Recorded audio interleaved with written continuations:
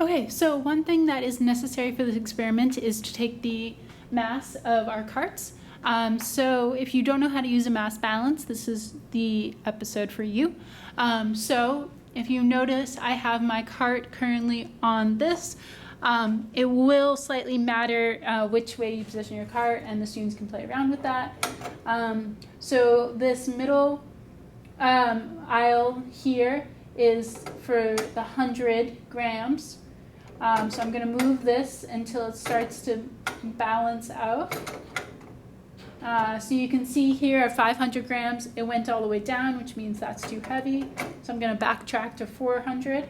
And then I'm going to start moving my 10-gram counterweight. It looks like 80-ish, 90 is about right. 100 is too much. So I'm going to go 90.